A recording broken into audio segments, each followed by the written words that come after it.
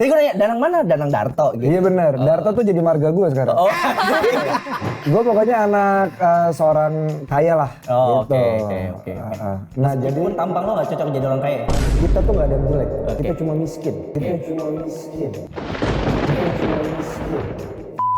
Jadi host tuh harusnya bukan modal ngomong, tapi dengerin. Udah. Aduh. Gue tuh dengerin, gue berusaha dengerin lo, tapi gue ke distract sama topi lo. Sebuah alasan yang tidak penting. Tagline kita tuh uang bukan segalanya, tapi segalanya butuh uang. Beberapa orang tuh emang yang Gak pantas untuk dibantu. iya, gitu. Yang nggak enak ngomongnya. Nggak apa-apa. Abis lebih galak yang ngutang, takut. Nah, apaan sih lo dari tadi begini mulu? Apa sih? Kupu-kupu. Apa sih cuan? BU. Kode. Iya, emang gampang cuan. Iya, kode cuan. Kode apaan sih? Kode. Oh, masuk ke kode. Bukan lo lagi ngasih kode. Cut. Gitu nggak sih kalau nggak cut? Nggak ya? Iya. Siapa nih? Lu ngapain?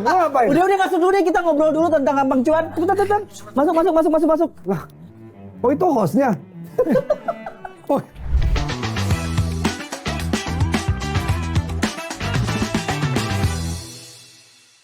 Halo sahabat Kompas TV, kembali lagi di program Kode bareng gua Arauzi Fendi. Dan kalau sahabat Kompas TV bertanya belakangan ini mau konsumsi film apa di layar kaca ngomongnya. Di bioskop ya belakangan ini. Tegang amat sih lo bertiga. Disuruh silent. Tadi disuruh silent. Film apa yang akan dikonsumsi belakangan ini yang lagi seru? Kita hari ini bakal ngobrol sama 3 cast film yang akan tayang tanggal 16 November. Please welcome the cast of Gampang Cuan. Hey, Selamat datang di program.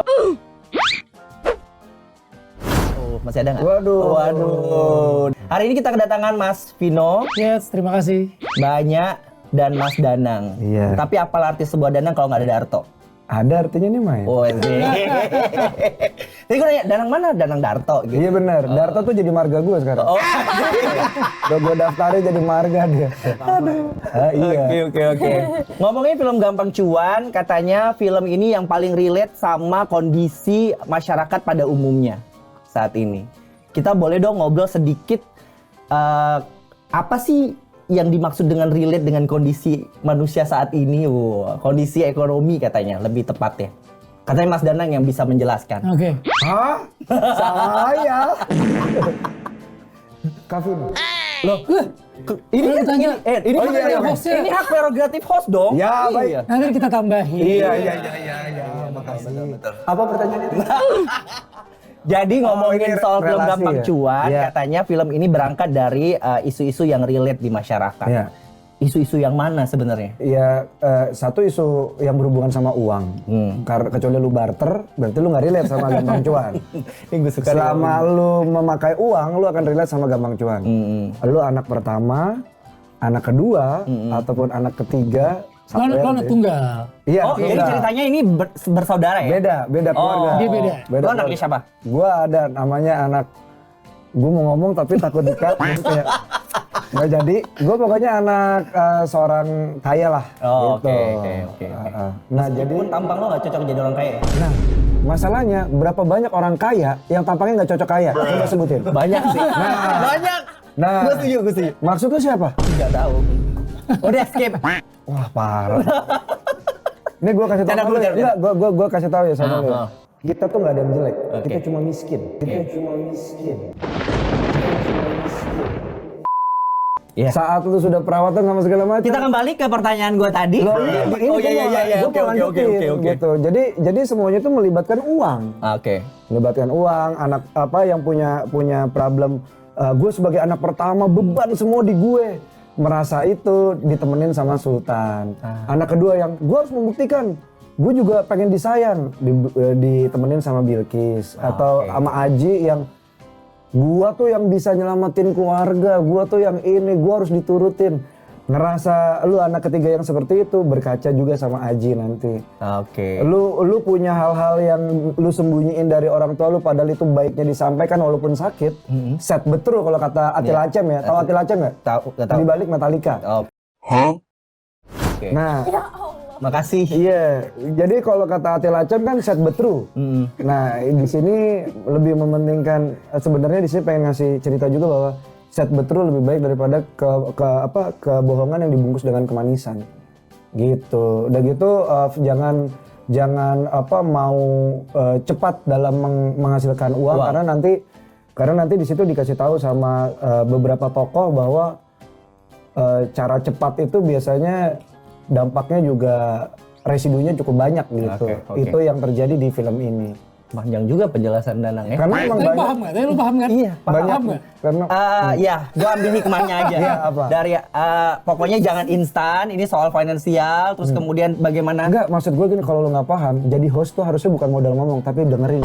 Aduh. Gue tuh ngomongin, gue tuh dengerin, gue berusaha dengerin lo, tapi gue ke distract sama topi lo. Sebuah alasan yang tidak penting. Oke, enggak, gue paham. Iya. Ada Sultan, ada Bilqis, ada Evan. Evan.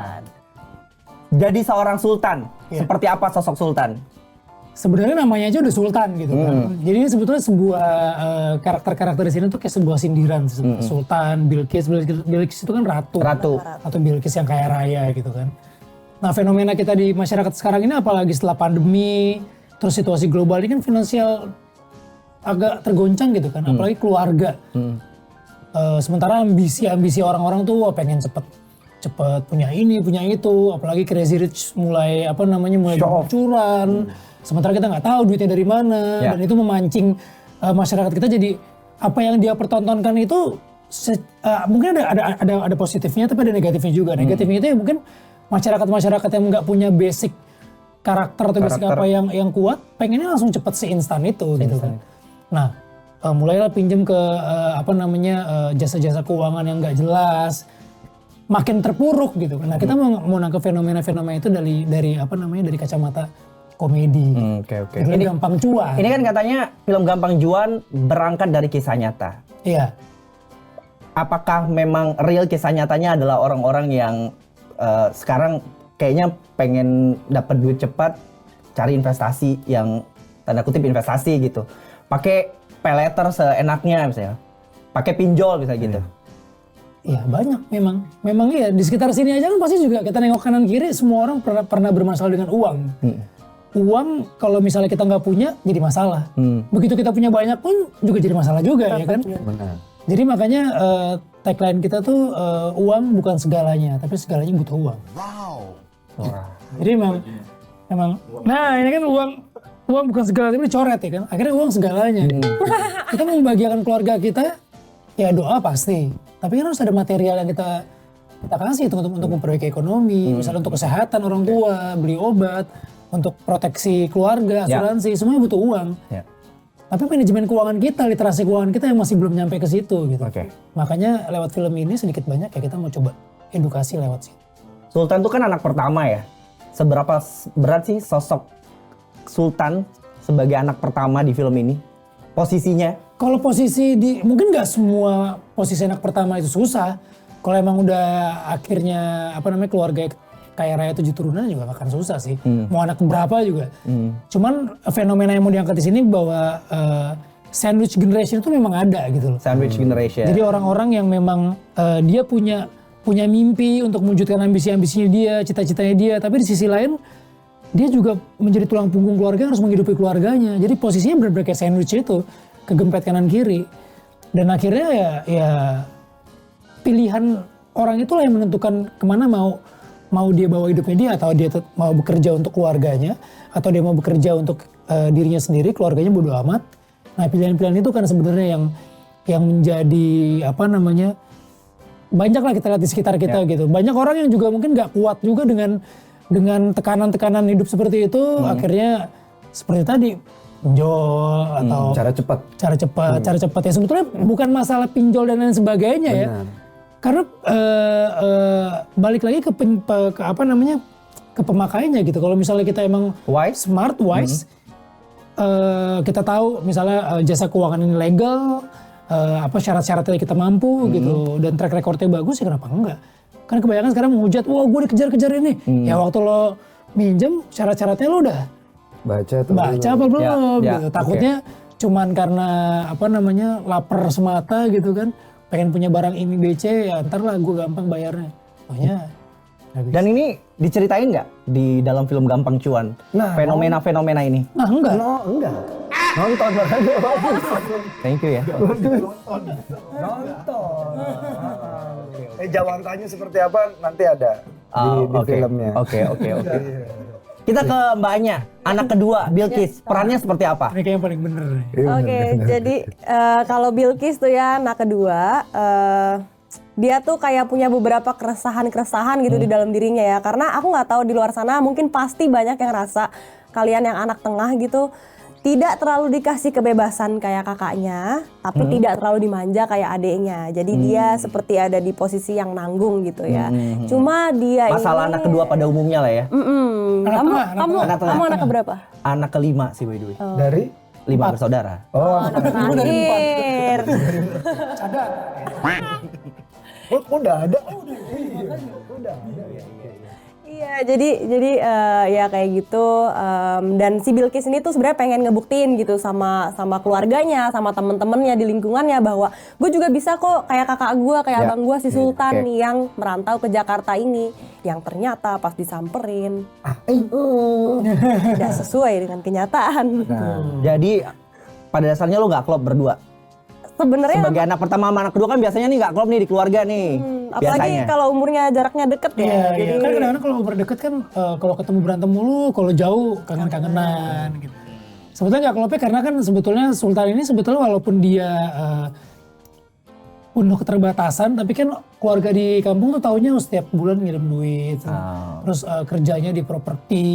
Mindset orang daerah pada umumnya lah ya. Kalau dan- lo orang mana sih? Orang Jakarta. Orang sini ya. Bukan, berarti bukan orang daerah. Daerah sih. Daerah khusus ibu kota Jakarta. Udah tahu sih jokesnya. Iya. Nah, Danang, lo sosok orang kayak seperti apa?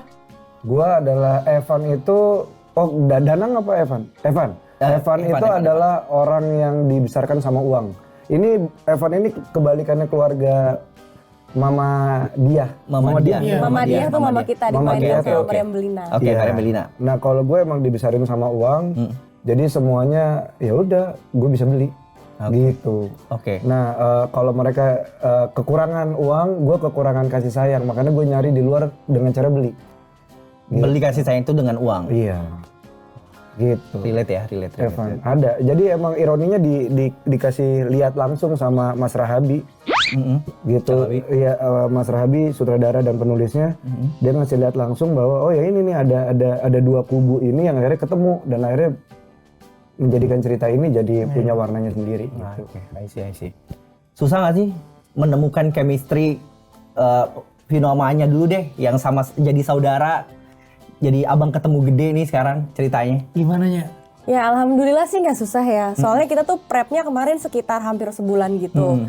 Nah jadi kita tuh hampir ketemu setiap hari. Kita reading setiap hari. Terus kadang juga selesai reading kita suka olahraga bareng. Iya. Kita pernah tenis lah. Kalau nggak sama yang lain juga waktu itu pernah bulu tangkis. Jadi memang selalu ada waktu-waktu untuk bonding. Dan untungnya Kak Vino tuh orangnya juga open. Mamah yang jadi mamah kita juga open banget. Oke. Adik yang jadi adik kita juga open banget. Jadi kita saling sama-sama open dan ya udah ketemu di tengah enak banget. Jadi di saat bertabur bintang senior ini nggak merasa terintimidasi ya, Nya? Alhamdulillah sih terintimidasi enggak ya, cuma ya merasa sangat terbantu lah gitu karena emang baik-baik banget, terus habis itu juga pastinya banyak yang bisa dipelajarin dari mereka, jadi positifnya dapat banyak banget. By the way ini kan karakternya tuh orang Sunda banget ya, ngomongnya bahasa Sunda kalau di awal-awal gue Latar perhatiin. belakang kita nih keluarganya memang dari Jawa Barat soalnya. Ada penyesuaian yang harus dilakukan? Ya karena kan memang sebetulnya film ini bukan film khusus untuk orang Sunda. Iya, bukan.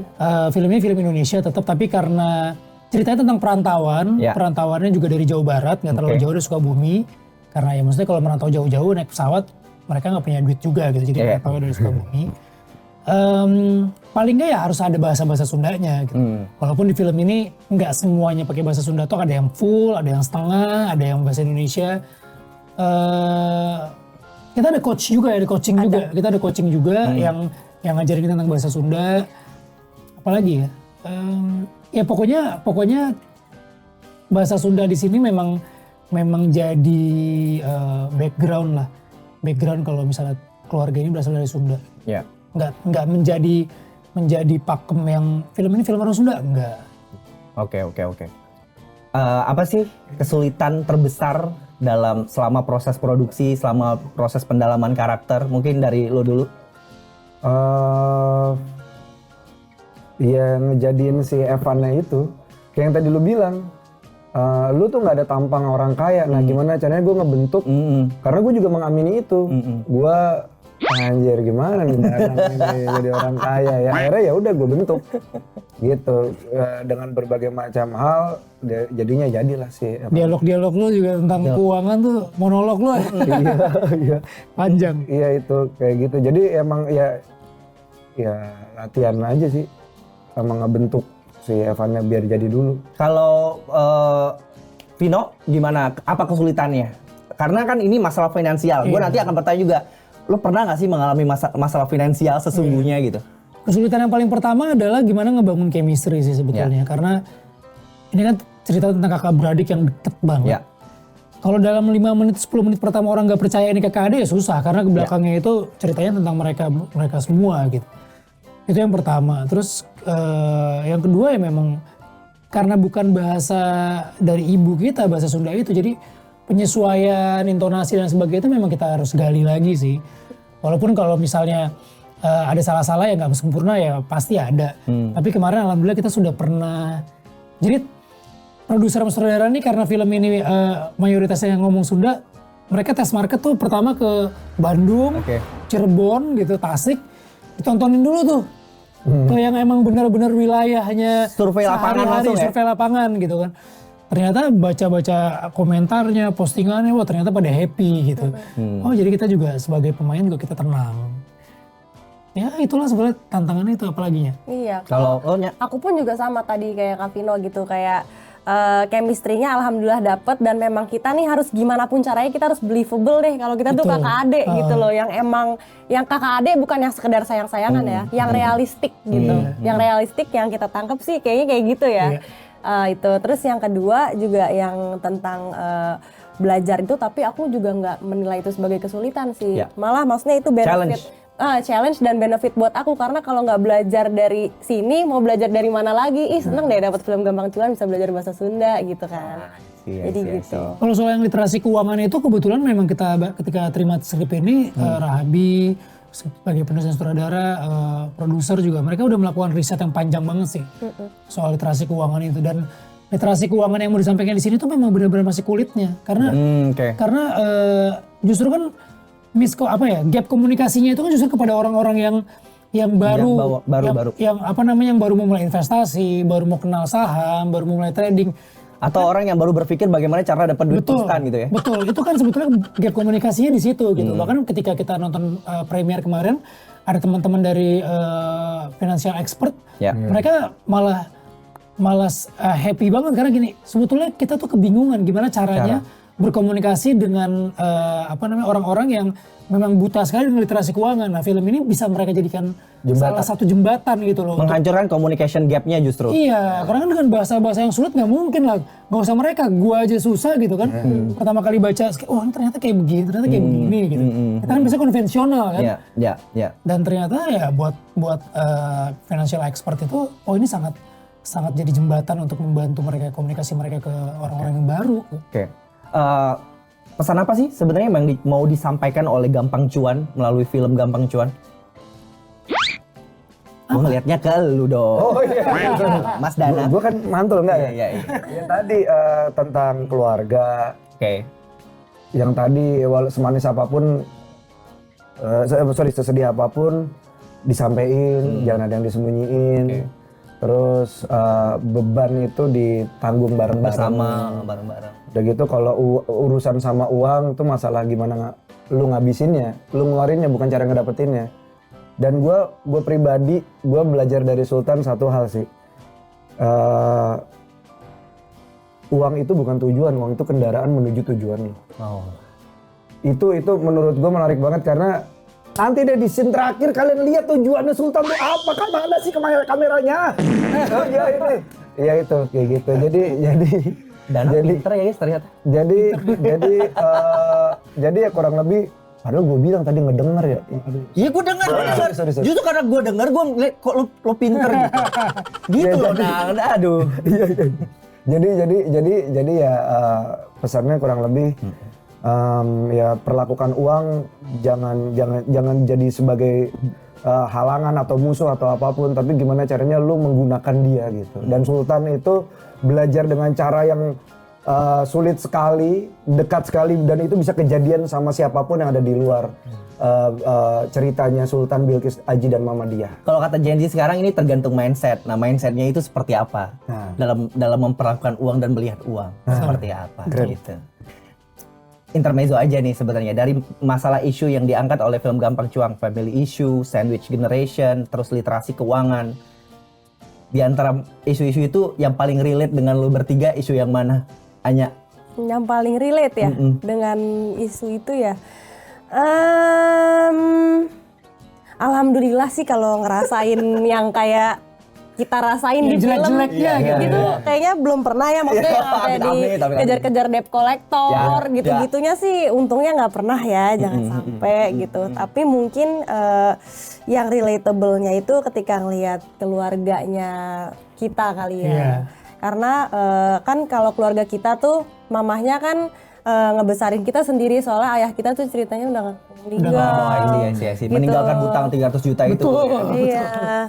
Nah terus kalau sama keluargaku mungkin yang deketnya adalah aku nih anak sulung gitu, dan aku emang jadi tulang punggung lah gitu buat keluarga. Jadi aku ngerti kadang pas ngelihat Sultan gitu, kayak aku ngerti oh nih Sultan tuh emang sebenarnya berat banget ya, tanggungannya tuh gede, ada tanggung jawabnya, mau ngapa-ngapain juga jadi aduh ribet, nggak bisa iniin ambisi diri sendiri, harus mikirin orang lain terus aja gitu pokoknya. Mungkin relate ke situ kali. Relate-nya ke situ. Berarti ini juga relate sama posisinya Sultan sebagai sandwich generation. Gue mau nanya ke seorang Vino, pendapat lo tentang sandwich generation.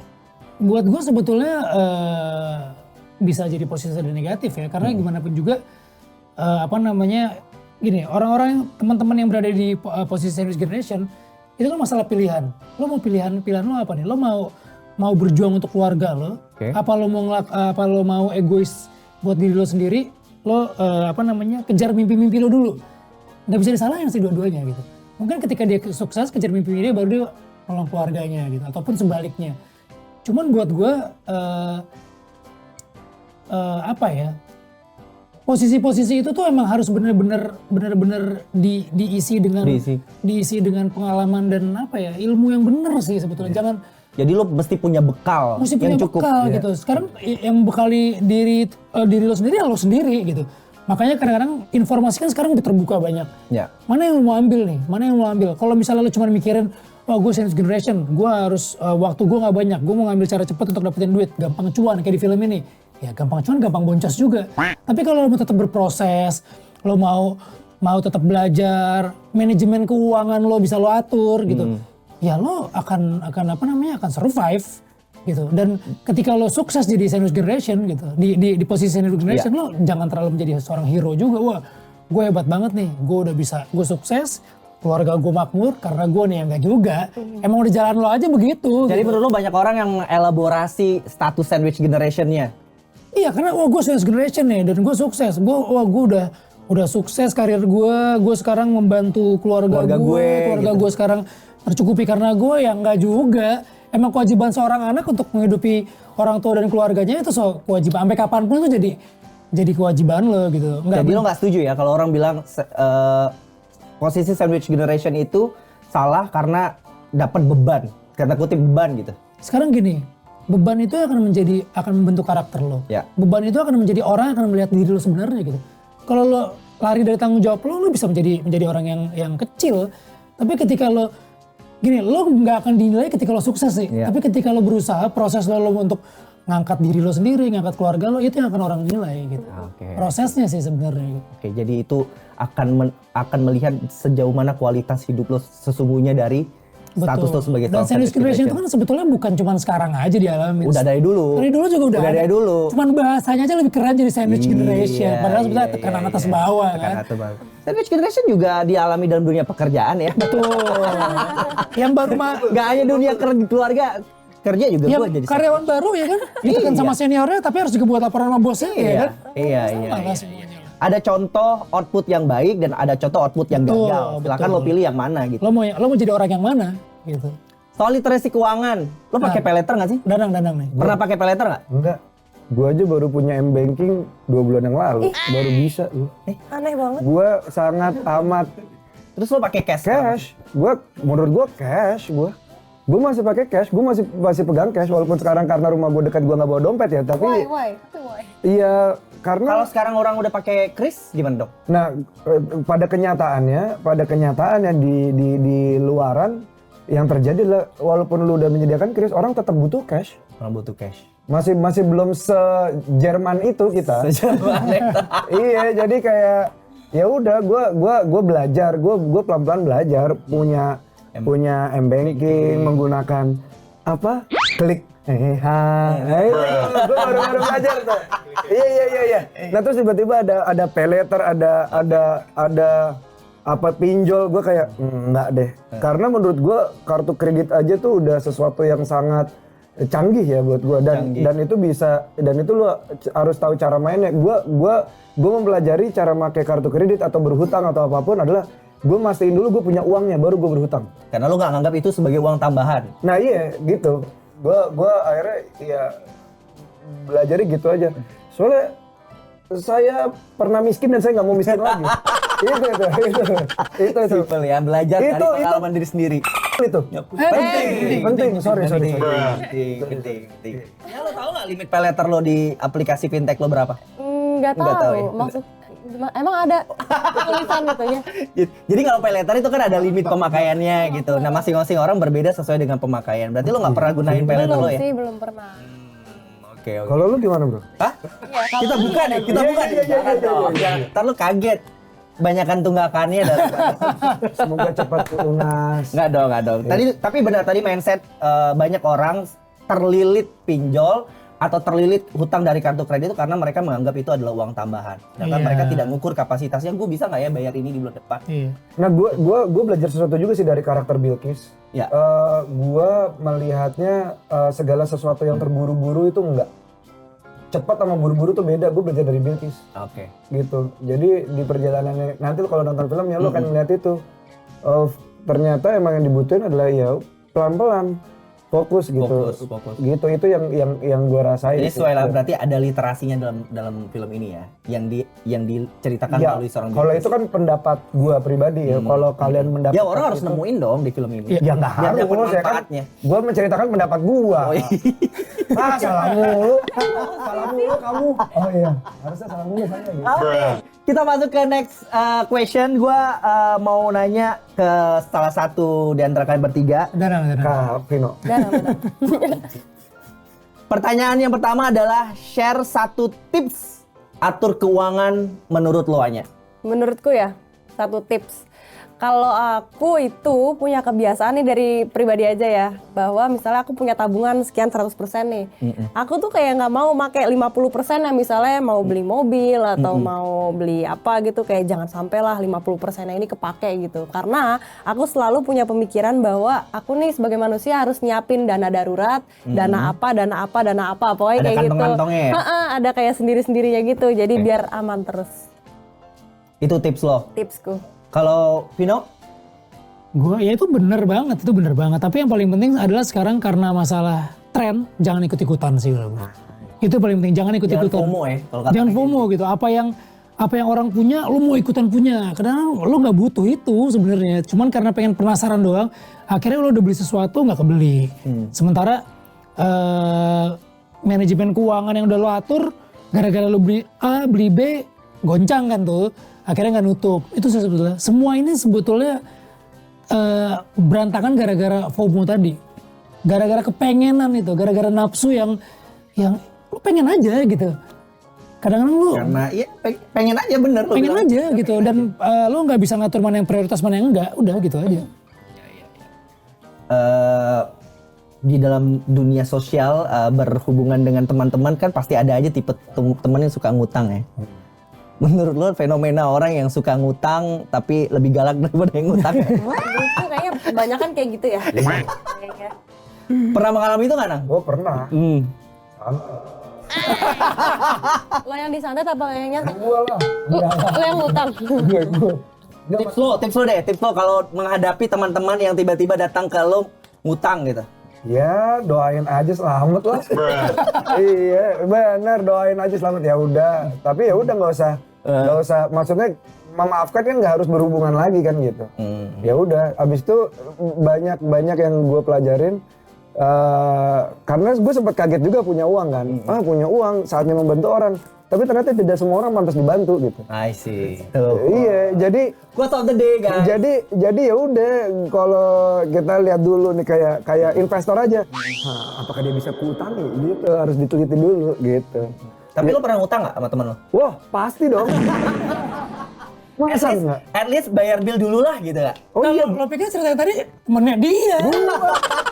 gue nyantet gua. Dasar nggak tahu diri. Oh iya, dia menceritakan diri dia sendiri. Iya, gua ngutang mungkin bukan ngutang ya. Gua tuh sukanya nyicil ke teman. Jadi ada teman-teman gua yang lebih tajir dari gua tuh suka lu kan mau ini. Mau nggak pakai duit gua dulu? Lu nyicil. Nah, nyicilnya tuh kadang-kadang, "Iya, gua lagi nggak ada nih, Bro." gitu. Cicil aja semau lu Oh, gitu. tengkulak. Gitu. Jadi udah deal di depan. Udah deal di depan. Jadi kayak, "Oh nih bunganya segini, deal." Rentenir gitu. Ya, adakah hutang yang akhirnya lo ikhlaskan? Ada aja. Terus belajar dari apa dari pengalaman orang yang akhirnya berhutang susah ditagih gitu. Ya dari situ belajar bahwa ya udah. Emang itu tadi apa kata Danang, Santet. bukan bisa. Oh iya, sorry. Banyak beberapa orang tuh emang yang Gak pantas untuk dibantu. Iya, gitu, yang nggak enak ngomongnya. Nggak apa-apa. Abis lebih galak yang ngutang, takut. Iya, ada ya. Iya. Oke, berpuluh-puluh tahun jadi aktor Mas Vino. Pengen belajar dong investasi apa yang dilakukan oleh Mas Vino dalam soal investasi. Gue tuh orangnya konvensional banget sih, maksudnya old school banget. Tapi mungkin agak lebih nggak old school dari Danang ya. Kalau Danang masih agak sedikit. Iya. Kayak misalnya yang paling pertama tuh gue asuransi dulu, proteksi dulu, proteksi keluarga gitu kan. Terus besok ada cop-copannya nih bagian di sini dong nih. Oh iya maksudnya. Diambil lagi Ini kayak gini gitu. Terus deposito ya gitu. Terus kebetulan tuh kebanyakan tuh investasinya tuh bukan investasi yang karena sebetulnya gue pinter mengelola. Jadi kayak misalnya ada orang jual tanah gitu. Niatnya mau ngebantu sih sebenarnya. Niatnya ngebantu gitu karena kadang-kadang kita kasihan apa gitu, kita mau ngebantu akhirnya kita beli. Tapi ternyata nggak apa-apa, itu investasi. Tujuan pertama gue bukan investasi sebenarnya untuk itu, tapi ternyata itu jadi investasi. Hal-hal yang kayak gitu sih. Nah, begitu gue masuk ke film ini, ternyata gue ketinggalan banget ya. Maksudnya udah banyak tuh saham, anak-anak SMA sekarang trading gitu. Main saham, main apa gitu. Apalagi nanti katanya tahun depan itu kripto ya. Kripto itu udah mulai itu udah dari tahun-tahun lalu semenjak pandemi juga. Tapi katanya akan lebih ya. Tahun depan tuh akan gila banget katanya. Itu kata yang kemarin kita promo dia sama financial expert gitu ya. Oke. Dan buat gue ada bagusnya juga sih gue bergabung di film ini. Paling gak gue gak buta-buta banget ketika investasi yang udah mulai menjalar kemana-mana ini makin berkembang ya gue tahu lah sedikit-sedikit. I see. Ya ini kan point of view-nya gue ngomong senior ya, bukan udah tua gitu. Junior Tos, ngajak tos. Oke. Oh, keren ngajak tos. Untuk usia lo berapa sekarang? 27. 27. Tergolong masih muda. Amin. Investasi apa sih yang bisa lakuin anak muda yang udah lo lakuin sekarang? Yang udah aku lakuin ya, aku tuh sebenarnya banyak gitu ya yang nawarin buat kayak ada orang jadi calo trading gitu, ngerti gak sih misalnya? Bukan calo ya. Ini bukan pilot trading. Kan gini, ada orang yang dia trading sendiri. Oh, I see. Calo trading ngerti. Joki.